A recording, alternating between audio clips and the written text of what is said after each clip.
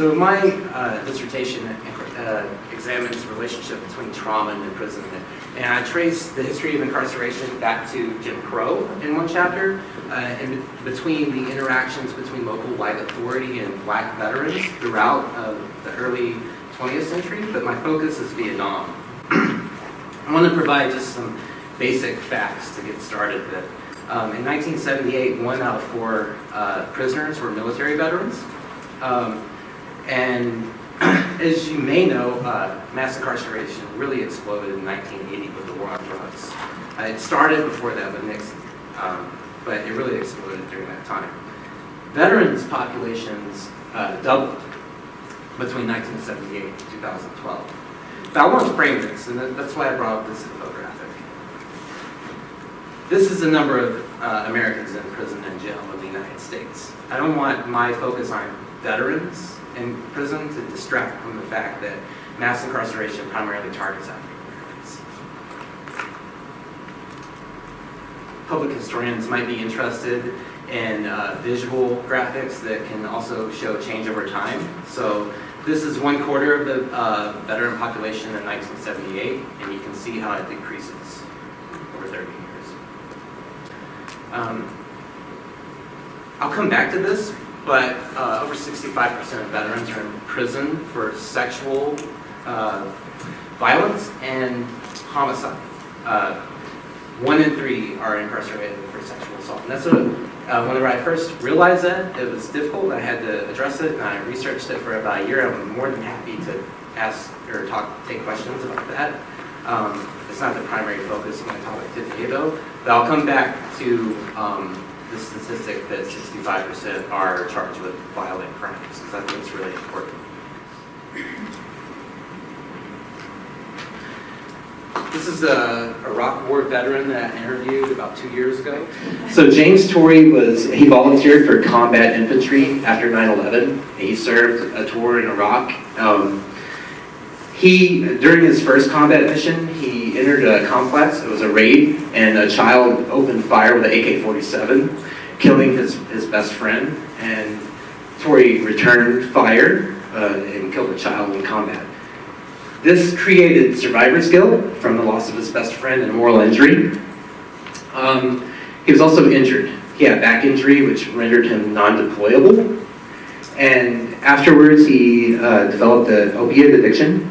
And he ended up getting in trouble while he was still in the military. He served 3 years in a military prison, and he got bad conduct discharge. And one of the key arguments in my dissertation is that punitive discharges are discriminatory against survivors of trauma. Oftentimes, they get in trouble for behavioral problems related to PTSD. They're given other than honorable discharges, and then those discharges bar veterans from receiving disability compensation, counseling for PTSD, the GI Bill, bank loans. There are a number of ways in which the military justice system does discriminate against trauma survivors. But I want to let him tell his own story.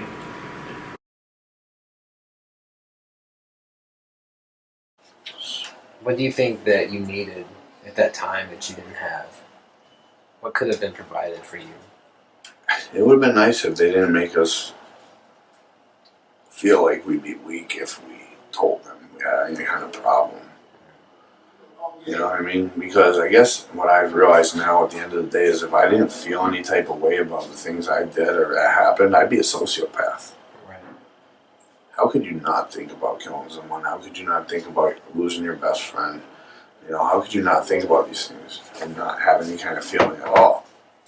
Pretty injured still. I was like, I had torn ligaments in my knee, and my back was really starting to give me problems after that. So I actually got a surgery on my back, and I was non-deployable after that. Right. And I got really depressed. Because you wanted to go back. I wanted to go back. So from that point on, me and a few other guys that had the same issues, you know, with some injuries and stuff, we started drinking a lot. And with that, we started doing coke. Mm-hmm. We started trying to make moves where we would get some for somebody and then get some for free. Mm-hmm. And by doing that, NCIS ended up getting involved, saying we were selling coke. And That landed me in the brig with a couple of different options. A BCD in 10 years in the brig, or a dishonorable discharge in 3 years. BCD. Bad conduct. So I went with the dishonorable in 3 years. That was, who wants to do 10 years in jail just for a couple of letters to change on your discharge? So you were essentially counseled to take the dishonorable discharge. How long were you in the brig? 3 years, 36 months. I ended up doing like 30 months. How does the brig or military jail relate to what you know about civilian jail? It's not the same. It's not the same at all. First of all, everybody in there is a killer of sorts. We can all identify with having killed someone. Mainly, a lot of people are from combat. It seems to me that the worst possible thing that someone can do to someone who's dealt with trauma is put them in a solitary unit. Yeah, I spent a lot of time in there. I spent like a year in there. Really? Yeah. And it was only supposed to be like 60 days max. Were there any types of counseling or any kind of Not really. systems in place to help soldiers deal with PTSD? Not even a little bit. So after your incarceration in the military brig, what happened to you after that? I was in trouble all the time. One thing after another, from assault and battery to, I ended up getting a couple of surgeries on my back. This is what ended up happening. And then I had a doctor who was prescribing me oxycodone, like 180 a month with some Oxycontins. And that was for years. And I didn't realize I was getting addicted to them until he went away. He got indicted on some fraud charges.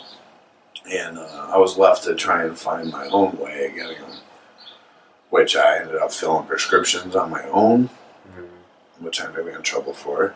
Right. And then after that happened, and there was absolutely no way of getting them, I decided to do heroin. And then from that point on, everything went downhill real quick.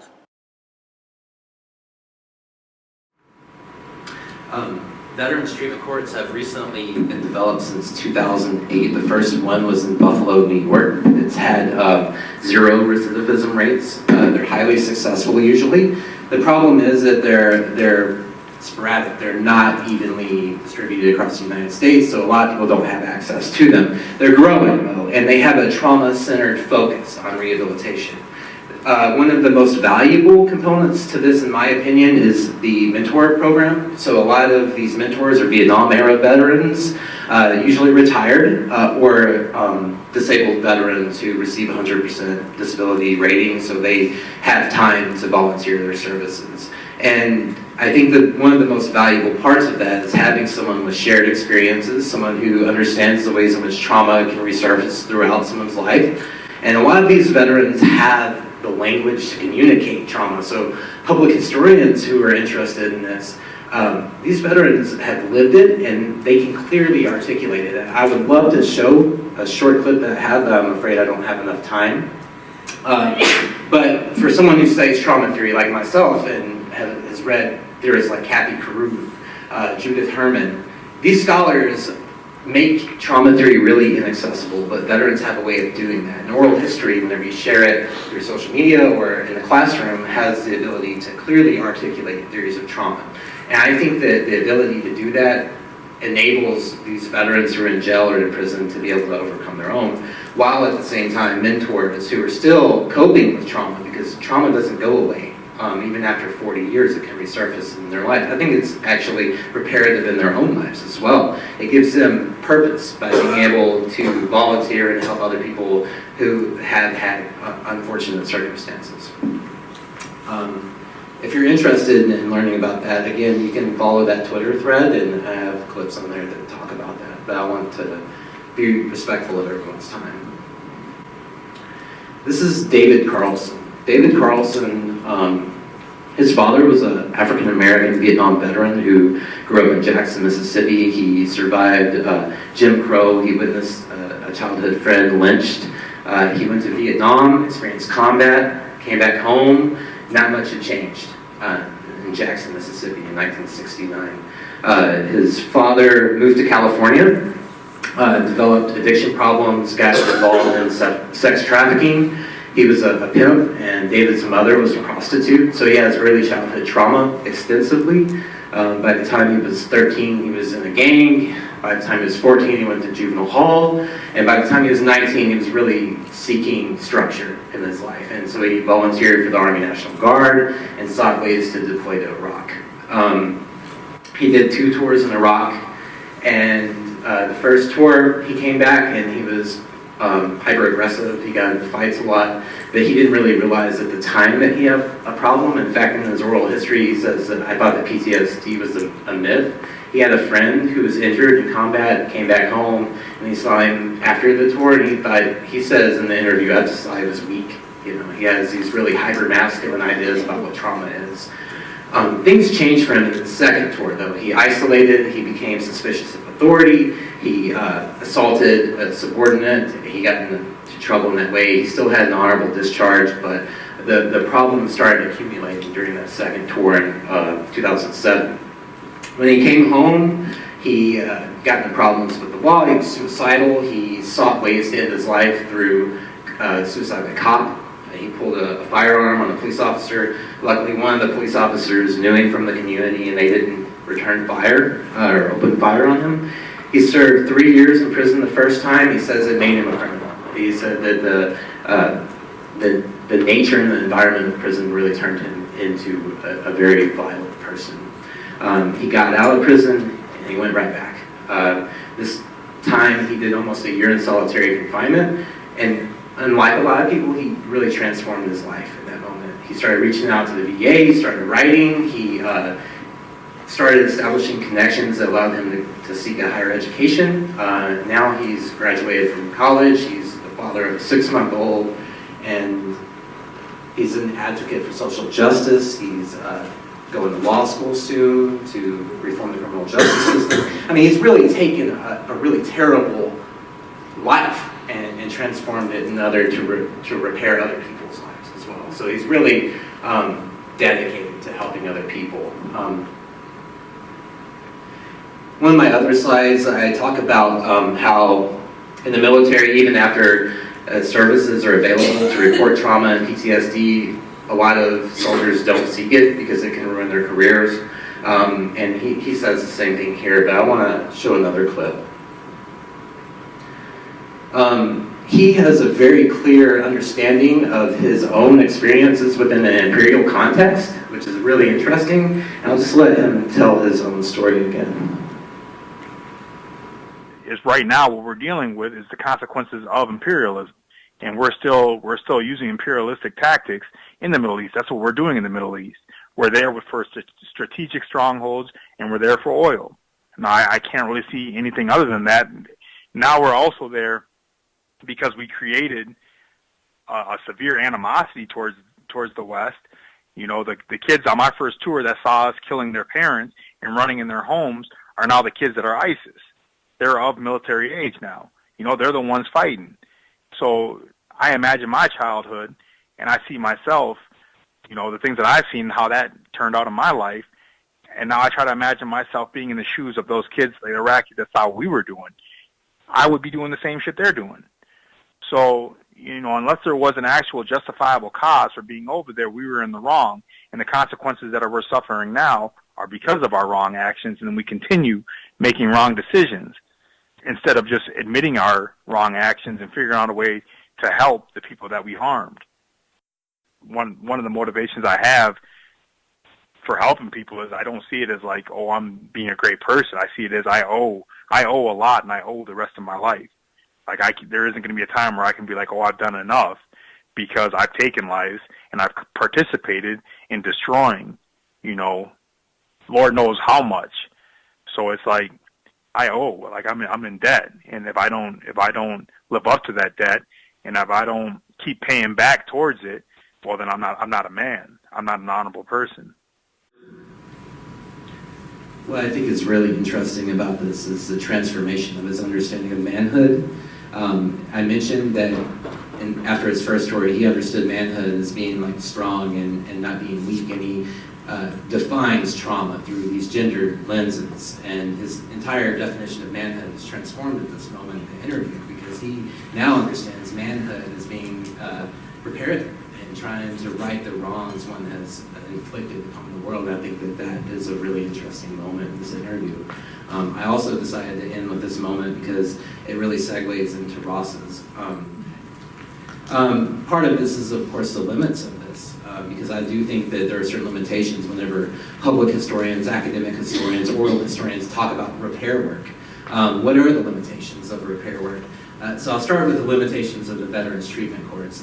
First off, it reinforces racial and class boundaries, because a lot of these programs require highly intensive therapeutic processes. So every week, they have to attend court until they graduate to the next stage, and then it's every other week, and then it's every month. But for people who have to work for a living, I mean, how frequently can we go to court 2 or 3 hours a week? And oftentimes these charges, the jail sentences, are much shorter than the actual treatment program. The treatment programs can last for over a year. Some of these guys are looking at DWI, they're looking at, possession drug charges that are minor. So they could just serve 30 days in jail, but the problem is that they don't have that rehabilitation that's built into these treatment programs. As I started with, over 65 veterans are in U.S. prisons because of violent crimes. Most of these veterans treatment courts don't accept violent felons. So only 20%, in 2012 at least, only 20% of veterans in prison were there for drug charges. The opposite is true if you look at non-veteran populations. Most people are in prison for drug-related charges. Fewest are there for sexual violence, while with veterans, it's 1 in 3 are there for sexual violence. So I think that what David's interview highlighted for me was the need for an anti-violent model of rehabilitation, one that focuses on helping veterans understand their own narratives within a greater context, and I think that's what public historians can do. I think that's what oral historians and academic historians can do. We can allow people to understand their own experiences within a greater context and understand that they're not alone, and that their experiences are directly related to U.S. foreign policy and the American empire. And I think that that's the key. If we're going to rehabilitate people who have committed violent acts, the focus needs to be on anti-violence. Thank you.